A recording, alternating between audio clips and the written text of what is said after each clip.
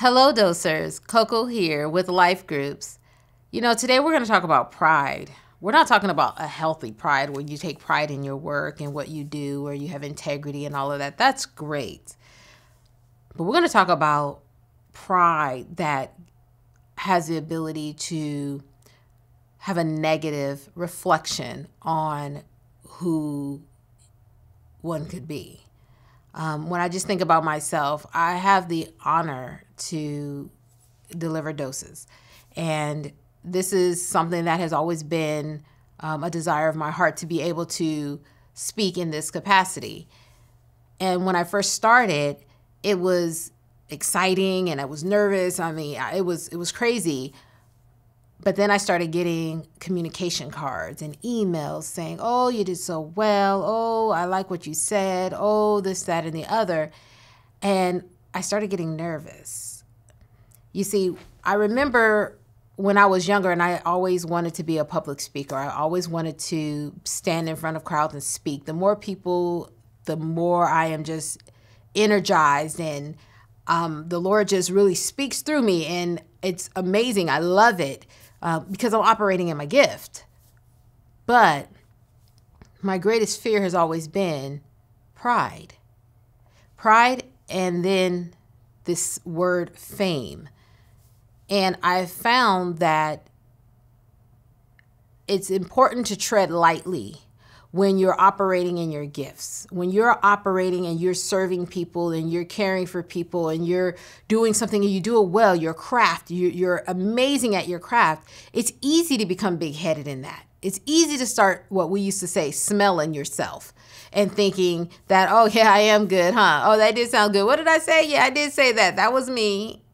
To take the credit for a gift, especially a spiritual gift that you've been given. And I remember I had actually emailed Chris Brown and I told him, what am I supposed to do with the comments that come back?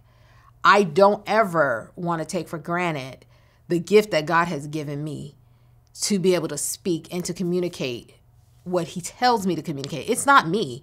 I'm just the vessel. This is God's gift that I'm using. And I remember him coming back and saying, you know what? Always point it back to God. It's not you. You're just the vessel. And that was confirmation.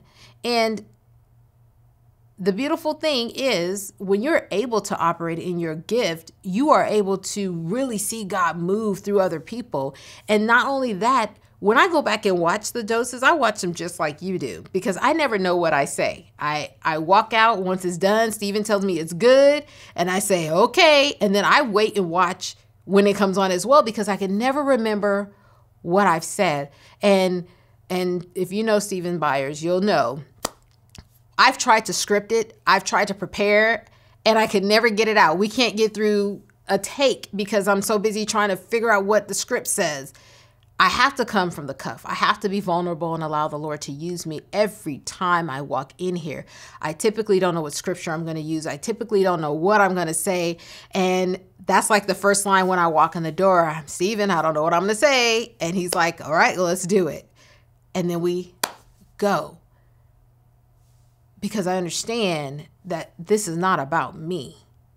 And if the words that flow out of my mouth bless you, amen. That's what it was intended to do. But by no means is that any of my power. And so that is what I have to keep in the forefront of my mind. So I found a Proverbs that just really spoke to me. Proverbs 11:2. And it says, when pride comes, then comes disgrace. But with humility comes wisdom. Now, if you haven't seen what Larry has done with the Daily Dose last week or the last session, he talks about humility.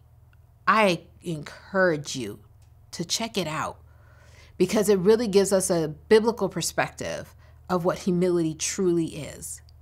And to know that wisdom comes from humility, to know that understanding that we're operating in God's power and then he gives us wisdom on how to navigate that.